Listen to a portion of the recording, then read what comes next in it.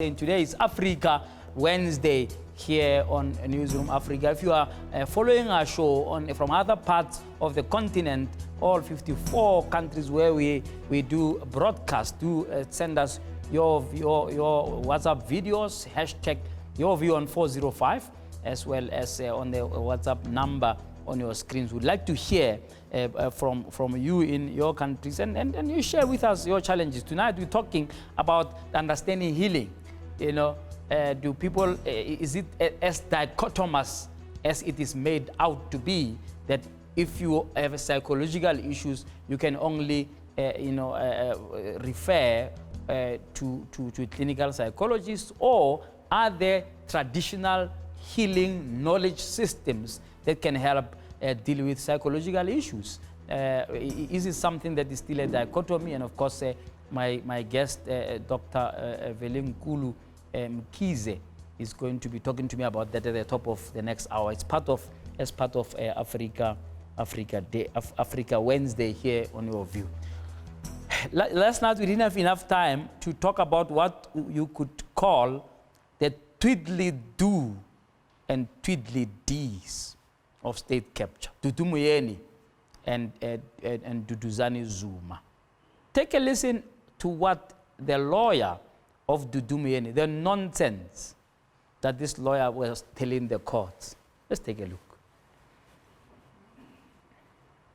Where we are, my lord, your ladyship, the first plaintiff asked me last night to actually approach you this morning to explain her situation, that she does respect this court. She wants to proceed to defend herself. At this stage, she is unemployed. She's looking for employment. She has got no income at all. She is trying to raise funds in order to proceed with this matter. However, she cannot guarantee that she will be able, in a month or two, to be able to raise funds. So, in the meanwhile, she has requested me to continue to talk to the insurance company, which we have been doing. My learned friend said there is a reply. The only reply we got from the insurance are issues relating to the state capture, where the cover was declined. As far as the cover for this matter is concerned, we have got no record of a declining or a cover being extended. And therefore, your ladyship would know that to instruct counsel under those circumstances, the attorney will bear responsibility to pay for the counsel fees. I studied law, and one of the things that discouraged me about law is that you gotta have a straight face. You gotta look at the judge with a straight face and literally lie for your client. I mean, look at Advocate Sikakane, very respectable and so on, but actually goes to court to say that when Zuma said Derek Hanekom was an enemy agent, he didn't really mean an apartheid spy, you know. Advocate Sikakane was an activist, unless I got the wrong Sikakane, was an activist. He knows exactly what it means when we say somebody's an enemy agent. But he went to court in a big bench, full bench of lawyers robed to the nines, and lies with a straight face. He can sue, he must go and sue, and he failed in that lie because the judges just saw through it and say, no, we know what he meant, he must just say sorry. So, Dudu Myeni, I can understand many people who are broke, but this is a person who sits on more than 4 boards. With a payment to attend one board meeting, she can buy a Flight Star ticket. It actually, there was a special of 99 cents. Yeah, flight that you can book. Then there was a special like that. I'm serious, right? But even if it was not 99 cents, she can fly. She can get a one-way ticket from Durban. No, one-way, because hopefully she could go to prison after that court case. So she don't need to go to KZN, and she can save time go Mampuru. So she can buy a one-way ticket there, and then book at San Juan. But I know that, having been chairperson of SAA, I'm sure she was only booking in 5-star hotels. But this time, because she's really you know, it's just she needs to tighten her belt a bit. You know, especially after Watson died, and so nobody's giving her any cash in Louis Vuitton bags anymore. It's actually a shameful thing that someone who has destroyed the airline like she did over 5 years of horror today tells us that she has no money to travel to court to face the music. You're telling me that a person like that doesn't have friends at SAA? I mean, they could hook her up there with a free ticket. And I wouldn't be surprised if a person like that still has staff tickets, even though she's no longer staff, because she's bloody corrupt. Very corrupt. And she was complaining here, she took us to the BCCM and she can go there again. But we need to use people like Dudu Myeni as examples of what kind of civil servants we should never be. She's an example of exactly what we should never be. And I can't debate them. She's corrupt. She's corrupt. And she's shamelessly corrupt. You know, when you are so shameless as to shame the flag of your own country, there could never be better shame. SAA is a flag carrier, carries the pride of this nation. She's involved in dodgy dealings, you know, collapsing negotiations with possible airline partners, and then claims with a blue lie in her eye. Oh, no, it's about transformation. So, hey, if it was about transformation, what transformation occurred under your watch for 5 years?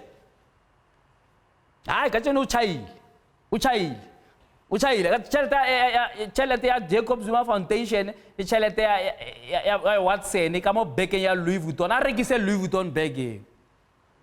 Ha ka rekisa beke wa me go diamond wa go kwa, I'm sure somebody a ka reka mo jumble sale. That's about a jumble sale, but the people like this must be made to account as example. Our justice system is very weak, actually. It's weak, but it's also strong. It's weak because it can't arrest every single criminal.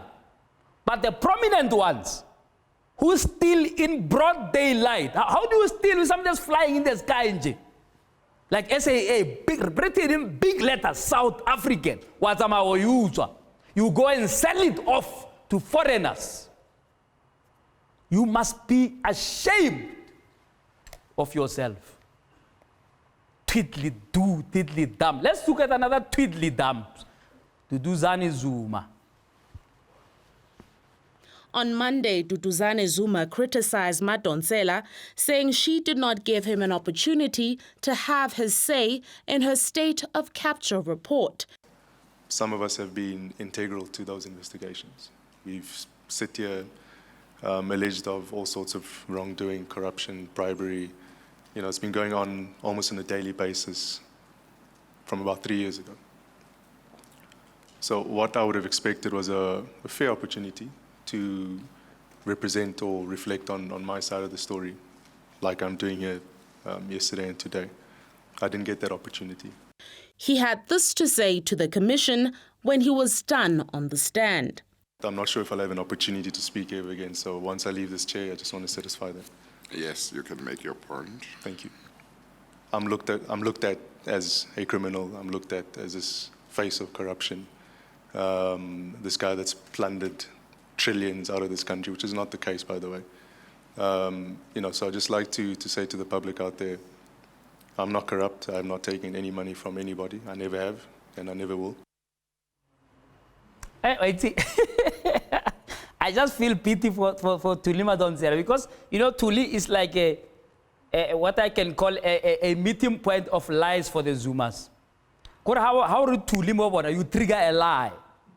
I don't know how that happens. You know, Jacob Zuma once told a blue lie in Parliament.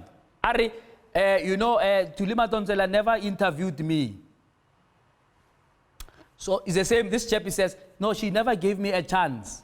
Thuli Madonsela was prepared to go to Dubai. I'm interview, go Dubai. That's how prepared she was to give him a chance to hear the other side. These guys are specialized. There must be a classroom where they just teach lies. Maybe there's a blue lies room. This guy lies to a judge, a deputy chief justice there. On Monday says one thing, on Tuesday says, no, actually she did give me an opportunity. Kamatala. Lies. Zuma says, oh, Thuli Madonsela never interviewed me, Waidi. Thuli Madonsela released the transcript. She interviewed him for 4 hours. Man. For 4 hours. Were you sleepwalking? What was the story?